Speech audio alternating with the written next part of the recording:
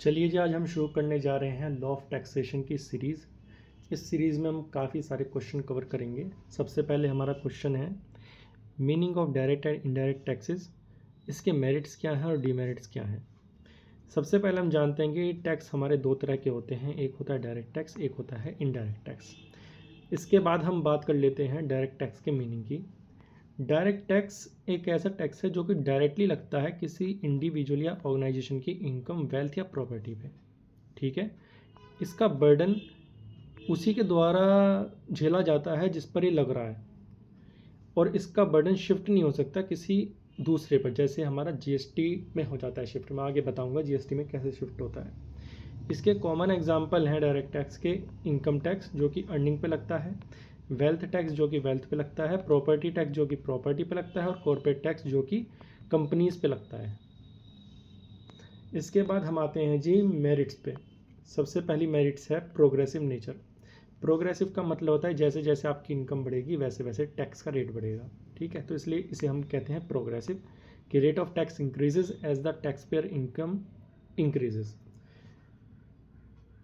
इससे हमें tax burden को फेयरली डिस्ट्रीब्यूट करने में हेल्प मिलती है। अब यानी कि जो गरीब हैं उन्हें कम टैक्स देना है, जो अपने अमीर हैं उन्हें ज़्यादा टैक्स देना है। ओके, यहाँ पे यही लिखा है, वेल्दियर इंडिविजुअल्स कंट्रीब्यूट मोर। इसके बाद हमारी अगली मेरिट है इक्विटी एंड फेयरनेस, क्योंकि लिंक होता है डायरेक्ट एबिलिटी टू पे टैक्स किसी इंडिविजुअल की, इसलिए इसे इक्विटी का दर्जा दिया गया है। यानी कि जिसकी जितनी एबिलिटी है कमाने की वो उतना ही पे करेगा जिसकी जितनी इनकम है। इंडिविजुअल और एंटिटी जो होती हैं वो जो ज़्यादा कमाती हैं उन्हें ज़्यादा देना पड़ता है, सिंपल सी बात है। इसके बाद आते हैं जी रिवेन्यू स्टेबिलिटी पे। ये एक इम्पोर्टेंट सोर्स है गवर्नमेंट के रिवेन्यू का, क्योंकि ये बेस्ड होता है इनकम पे, तो इसे हम आसानी से प्रेडिक्ट कर सकते हैं कि फ्यूचर में भी ज़्यादा फ्लैक्चुएट नहीं करेगा as compare to indirect taxes. ये सब बातें आपको नीचे समझ में आएंगी जब मैं इनडायरेक्ट टैक्स बता दूंगा कि यहाँ पे इनडायरेक्ट टैक्स बार बार क्यों बोल रहे हैं। इसके बाद आते हैं जी ट्रांसपेरेंसी पे। डायरेक्ट टैक्स मोर ट्रांसपेरेंट है क्योंकि टैक्स पेयर जानता है कि वो कितना पे कर रहा है, उसकी इनकम क्या है, क्योंकि डायरेक्टली रिलेटेड होता है उसकी इनकम या प्रॉपर्टी से। आपकी जितनी इनकम होगी उतना ही आप टैक्स पे करोगे। इसके बाद अगला पॉइंट कहता है जी control over tax avoidance. Government का कंट्रोल होता है कि भैया इंश्योर करना है डायरेक्ट टैक्स जो पेड हो रहे हैं वो करेक्टली हो रहे हैं। ठीक है, इसके लिए एम्प्लॉयर पे इनकम टैक्स विद होल्डिंग भी लगाया जाता है। ये क्या होता है ज़रा सिंपली मैं बता देता हूँ। जैसे एम्प्लॉयर मतलब कि जो आपको नौकरी दे रहा है, ठीक है, उसने एम्प्लॉयर को दी सैलरी। अब आपको पता होगा सैलरी पे कटता है टीडीएस, यानी सैलरी कहते हैं ना इन हैंड कितनी आई है। इन हैंड का मतलब है जो सैलरी होती है वो आफ्टर डिडक्टिंग इनकम टैक्स होती है।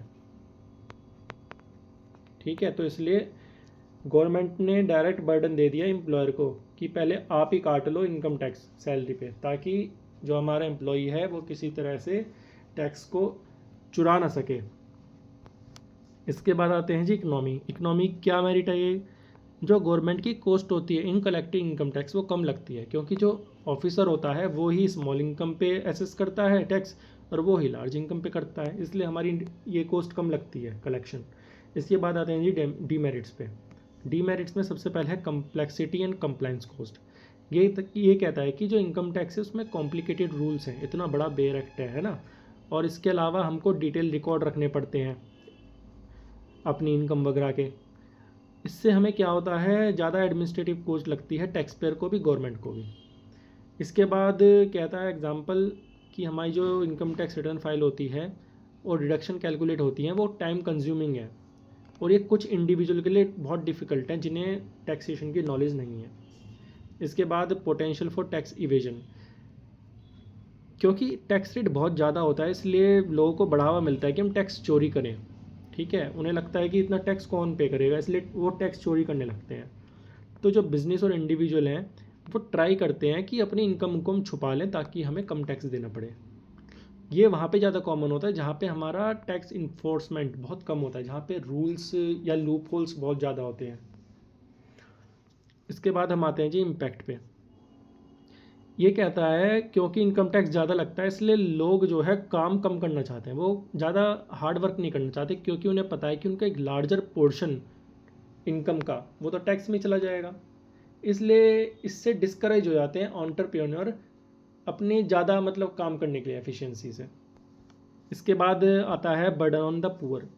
ये कहता है कि इससे हैवी बर्डन होता है on the low income individual, specially where system is not design to offer exemption और लोअर रेट। इसका मतलब है कि आपने सेम टैक्स दे दिया रिच को भी पुअर को भी। अब पुअर के पास अगर कोई एग्जाम्पशन नहीं है किसी टैक्स से तो उसके पास तो बर्डन आ जाएगा ना। ये बात कह रहा है पॉइंट। इसके बाद आते हैं जी पॉलिटिकल चैलेंज पे। आपको पता होगा जैसे गवर्नमेंट टैक्स रेट बढ़ा देती है तो गवर्नमेंट का वोट बैंक खतरे में आ जाता है। इसलिए यहाँ पे यही लिखा है कि ये पॉलिटिकली सेंसिटिव है। अगर इनकम टैक्स और प्रॉपर्टी टैक्स बढ़ाते हैं ये अनपॉपुलर है, क्योंकि गवर्नमेंट बढ़ाती ही नहीं है। गवर्नमेंट हमेशा कम करने का सोचती है, टैक्स बढ़ाने का नहीं सोचती है, क्योंकि अगर बढ़ाएगी तो गवर्नमेंट को डिफ़िकल्टीज़ का सामना करना पड़ेगा। इसके बाद आते हैं जी कंक्लूजन पे। कंक्लूजन कहता है डायरेक्ट टैक्स एक इसेंशियल पार्ट है टैक्स सिस्टम का। ये इंश्योर करता है फेयरनेस, इक्विटी, स्टेबिलिटी रिवेन्यू के जनरेशन में। और इसमें कुछ चैलेंजेस भी हैं, जैसे कॉम्प्लेक्स है, ये कंप्लायंस इसका ज़्यादा करना पड़ता है और इसमें टैक्स इवेजन की खतरा ज़्यादा है। इफ़ेक्टिव टैक्स पॉलिसी चाहिए ताकि बैलेंस बना पाएँ हम सिस्टम को फेयर और सिंपल बनाने के लिए, है ना। हमें मतलब इफ़ेक्टिव टैक्स पॉलिसी चाहिए और हमें इंश्योर करना है कि गवर्नमेंट के पास पर्याप्त रिवेन्यू होना चाहिए ताकि अपनी वो पब्लिक सर्विसेज को फंड कर पाएँ। अब गवर्नमेंट अगर इतना टैक्स कम कर देगी कि उसके पास रिवेन्यू ही नहीं आएगा देश में इंफ्रास्ट्रक्चर डेवलप करने के लिए, तो ये भी गलत है ना। तो इसलिए हमें पॉलिसी भी उस हिसाब से बनानी चाहिए। इसके बाद आते हैं जी इनडायरेक्ट टैक्स पे। इनडायरेक्ट टैक्स किस पे लगता है? गुड्स एंड सर्विसेज, और जीएसटी का पूरा नाम भी है गुड्स एंड सर्विसेज टैक्स, ठीक है। ये डायरेक्टली इनकम और वेल्थ पे नहीं लगता, गुड्स एंड सर्विस पे लगता है। इसका की फीचर क्या है? इसका बर्डन पास हो सकता है। अब इसका की फीचर समझाने के लिए मैंने एक चार्ट बनाया है। ये है हमारी गवर्नमेंट, ये है होलसेलर, ये है रिटेलर, ये है कंज्यूमर। होलसेलर ने जब सेल करी रिटेलर को तो रिटेलर ने टैक्स दिया होलसेलर को, क्योंकि जब मान लो 1 लाख की अगर सेल हुई है उस पर 18,000 रुपये जीएसटी है, तो 1,18,000 का बिल बना। अब वो उसने 18,000 रुपये तो होलसेलर को दिया है ना, और होलसेलर ने टैक्स किसे पे किया? गवर्नमेंट को। तो अल्टीमेटली होलसेलर ने क्या पे किया? 0, ठीक है। इसके बाद रिटेलर ने जब सेल करी कंज्यूमर को तो कंज्यूमर ने टैक्स किसे दिया? रिटेलर को, और रिटेलर ने कहाँ जमा कराया? गवर्नमेंट को। तो रिटेलर के पास भी क्या इम्पैक्ट रहा? 0, क्योंकि उसने गवर्नमेंट को दिया और कंज्यूमर से उसे मिल गया। तो अल्टीमेटली टैक्स का बर्डन आया किस पे?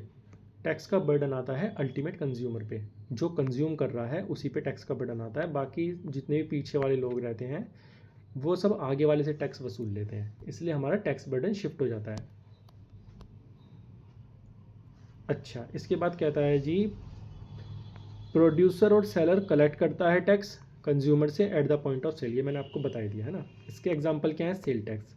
सेल टैक्स जैसे जीएसटी हमारा गुड्स एंड सर्विस पे लगता है, वैल्यू एडेड टैक्स किस पे लगता है? गुड्स पे लगता है, लेकिन जो सर्विस होती है उस पे लगता है सर्विस टैक्स। एक्साइज ड्यूटी किस पे लगती है? गुड्स के मैन्युफैक्चरिंग पे। जब भी मैन्युफैक्चरिंग हो जाता है तो एक्साइज ड्यूटी लगती है। और कस्टम ड्यूटी किस पे लगती है? इंपोर्ट ऑफ गुड्स पे।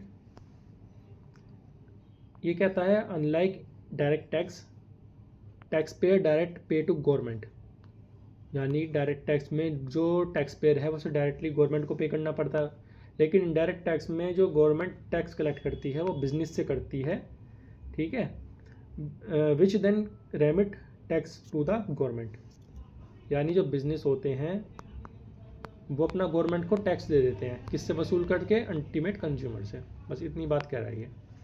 इसके बाद बात करते हैं जी मेरिट ऑफ इनडायरेक्ट टैक्स की। सबसे पहली मेरिट है कन्वीनियंट फॉर गवर्नमेंट। ये कहता है जी ईजियर टू कलेक्ट है, क्योंकि बिजनेस एक्ट करता है एज द इंटरमीडियरीज। इंटरमीडियरीज का मतलब होता है जैसे ये है, ये हमारा इंटरमीडिएट है, बीच वाला आदमी है, ठीक है ना। तो ये कलेक्ट करके गवर्नमेंट को दे रहा है और गवर्नमेंट को ट्रैक नहीं करना पड़ता इंडिविजुअल की इनकम को, क्योंकि डायरेक्ट ही हमारा कॉस्ट पे लग रहा है, सेल वैल्यू पे लगता है हमारा टैक्स, है ना। इसके बाद लेस इवेजन। ये हार्डर है इवेड, यानी चुराने के लिए हार्डर है, आप इसे अवॉइड ही नहीं कर सकते जीएसटी वगैरह को, क्योंकि ये price of goods and service में इंक्लूड होता है। अब मान लो आपने किसी से सर्विस ली है 1 लाख रुपए की, प्रोफेशनल सर्विस किसी तरह की, उस पर अपना 18% आपने जीएसटी लगा दिया 18,000 रुपये, तो जो आपको सर्विस देगा वो ऑलरेडी बिल में इंक्लूड करके दे देगा, तो आपका टैक्स चुराने के चांसेस ही खत्म हो गए। इसके बाद ये है ब्रॉडर टैक्स बेस, ये हर एक पे एप्लीकेबल होता है। अगर एक बच्चा एक टॉफ़ी भी खरीद रहा है ना, तो उस पर भी एप्लीकेबल होगा ये टैक्स। टॉफ़ी बड़ी गंदी बनी है।